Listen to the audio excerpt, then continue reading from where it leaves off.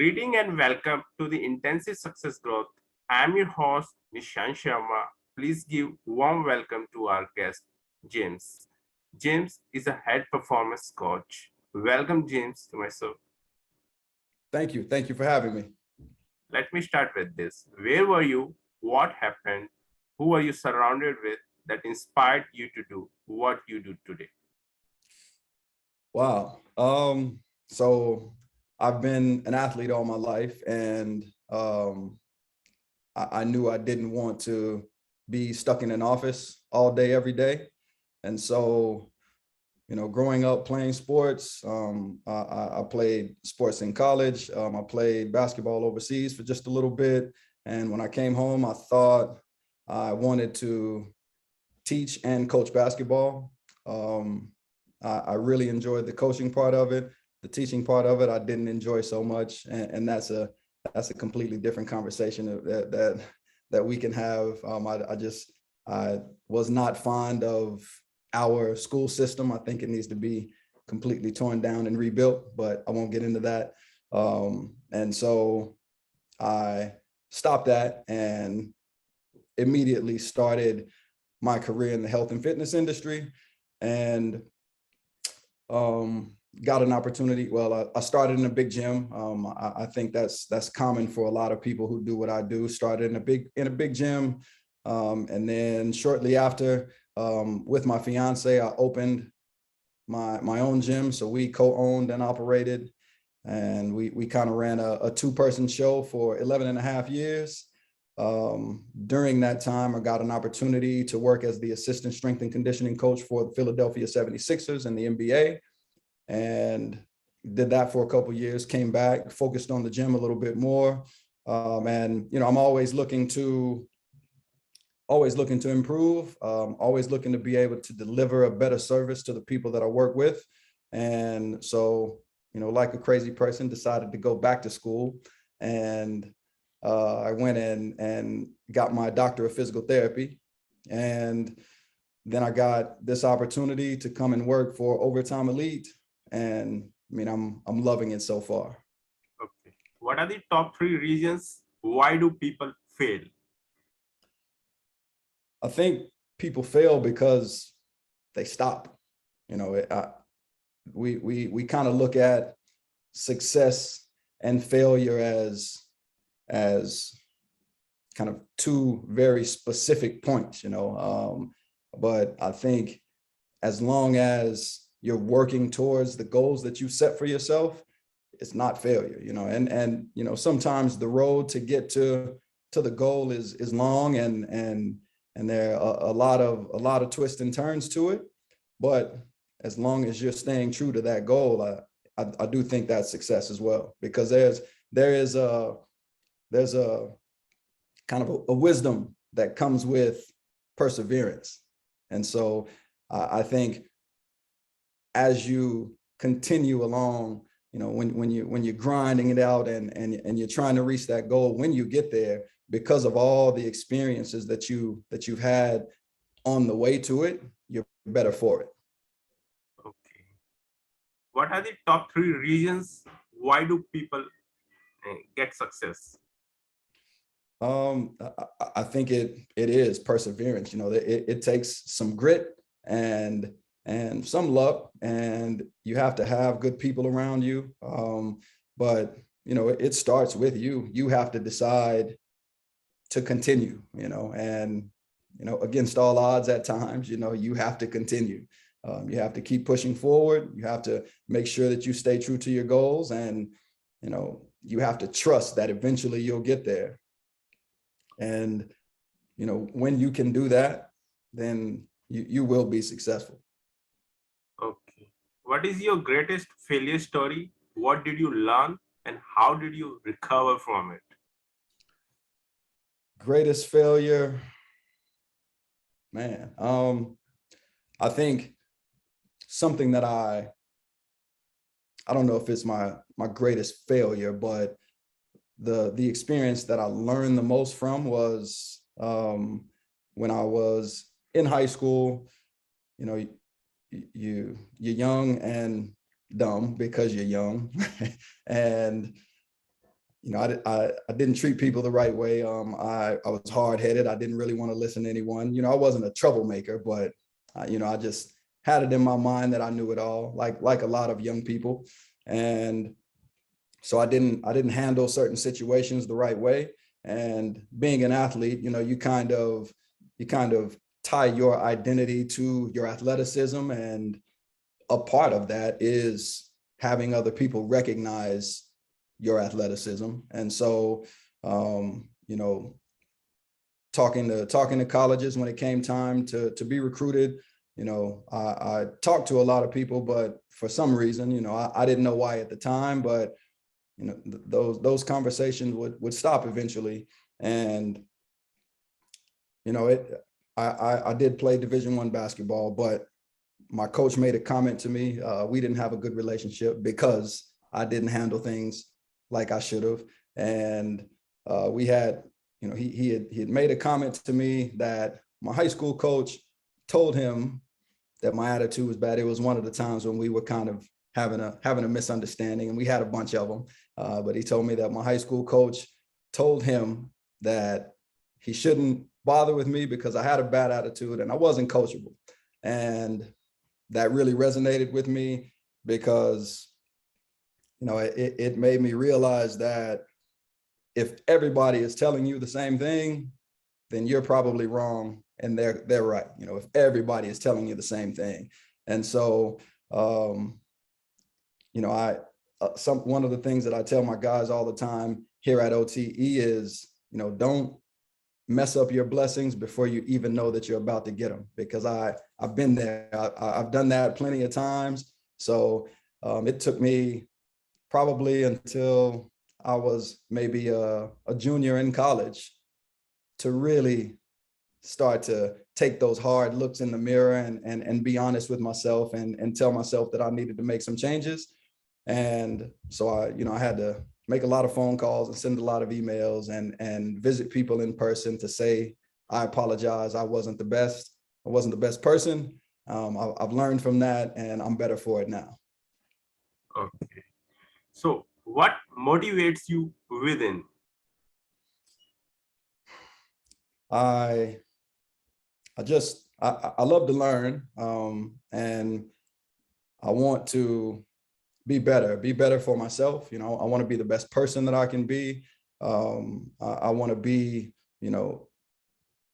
as good as I can be for my loved ones. I want to be the best friend that I can be. And for my guys here at OTE, I want to be the best resource. I don't want to limit that to just their strength and conditioning coach, because my relationship with them is much more than that. I want to be able to be whatever they need when they need it. And, that keeps me pushing forward every day. I like to improve. I don't want to go backwards. Okay. Who is your ideal client?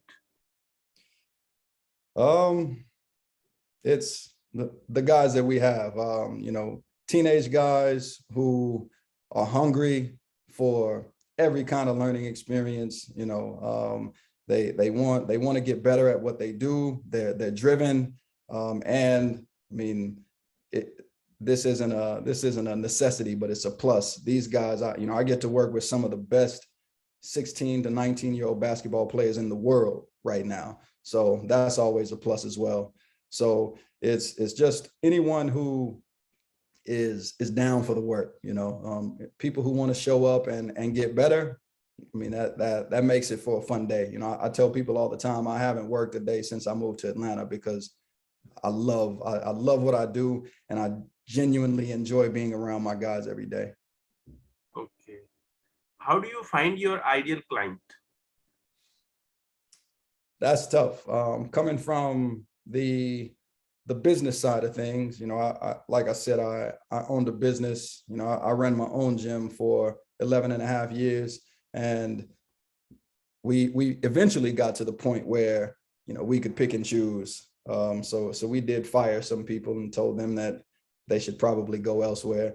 But in the beginning, when you're just trying to make it, you just do the best with whatever with whatever you get, so whoever walks through the door, you try to give them the best experience that you can possibly give them. And sometimes it works and sometimes it doesn't. Sometimes people come in and they're not quite ready to do what they say they want to do, and it shows.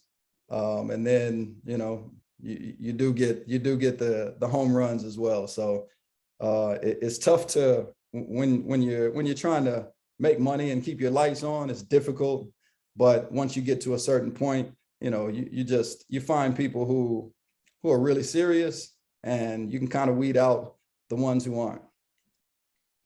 Okay. So how do you deliver 5-star client experience? I think with just human interaction in general, it's all about the relationship. You build those relationships, you build trust, you find common ground. One of the things that I do miss about having our gym is, all of the different types of people from different backgrounds.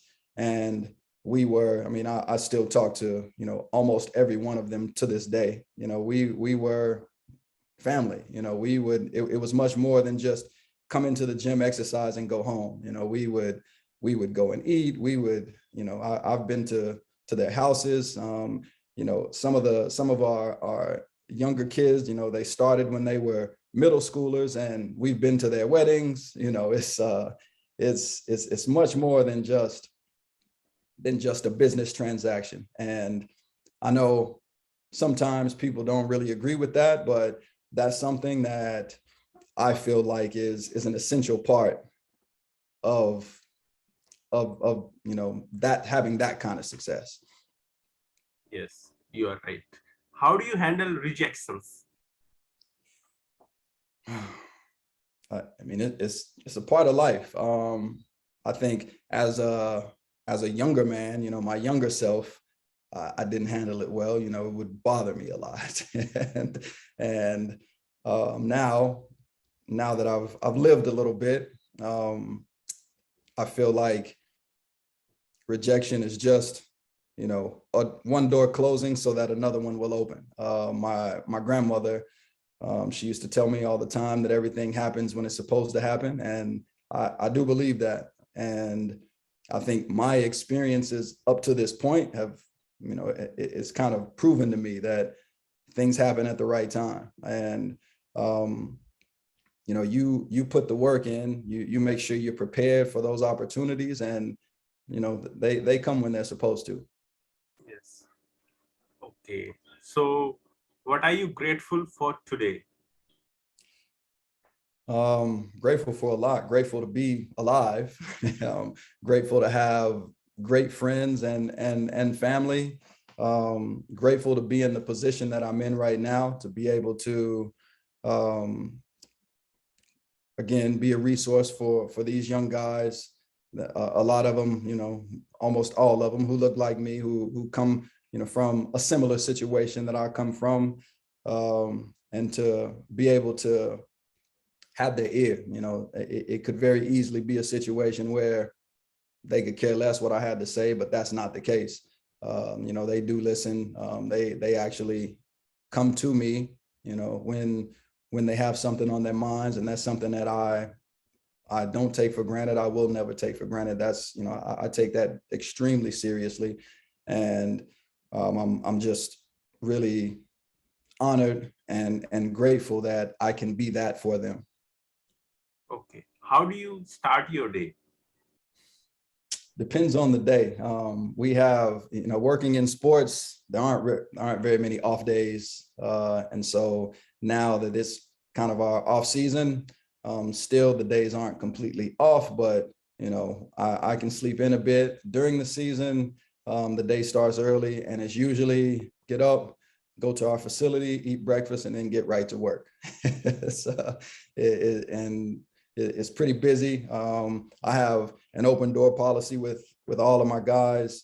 So, they have my cell phone number. They can call me if they want to get extra work in. So, I can be in the facility as early as, 5:30 a.m. and as late as 11 p.m. It just depends on the day. How young are you? I am 42 years young, and I'm still a teenager at heart. Okay. You are not 42-year young. You are 18-year young with 21, 24-year experience. There we go. I like that. Okay. Who is your living mentor and what's the impact? I think there are a few. My grandmother. So my parents were pretty young when they had me. They were 16. So I had all of my grandparents. So my grandparents, they were my mentors. I have one grandmother who's still here with me, and she is definitely someone that I look to, even if it's not for advice all the time, I just look to the example that she sets with the way she lives, just treating people the right way, being really strong, not letting anything stop you from doing what you're trying to do. My boss, the guy who was my boss when I was with the Sixers, Jesse Wright, he's someone who handles a lot of the, I call it BS, that you have to deal with in sports, and he handles it with grace and professionalism that I admire to this day. So I learned a lot from him. Who else? My guys. I mean, I watch them every day. They show up, they work hard, and it's inspirational to see people chasing their dreams that way. That helps to keep me going as well. What advice you will give younger yourself? To shut up and listen to people. That would be my advice to my younger self. I would let my younger self know that I don't know everything, that people who have more life experience are much better equipped to live life than you are. So you should listen to them. And I would also say to myself to, I would let myself know not to let anger or let other people control how I feel. How can we support you? I'm sorry? How can we support you? I think things like this are great, just information exchange, having conversations, again, the relationship part of things, even if, we walk away from this and we never have any contact again, at least, you see me, I see you. And when it comes down to it, people are just people. I think a lot of times we let differences kind of dictate how we interact, but really most people, if not all people, want pretty much the same things. You want to be safe, you want to have food on your table, you want to be able to take care of the people that you care about. And if we could get past all the nonsense, get past how different we are, we would be able to see that we're all the same. So I think doing things like this is great. Okay. What would you like to say about your guest experience on this show? It was great. I appreciate you having me. Okay. What's your final word? Final word. Keep going. Keep going. Whatever that goal is, however long and windy the road is to get there, continue. Okay. Thanks, James, for sharing your wisdom with us. On the behalf of our community and team, we really appreciate you. Until the next time, all good wishes to you. Thank you. I appreciate it.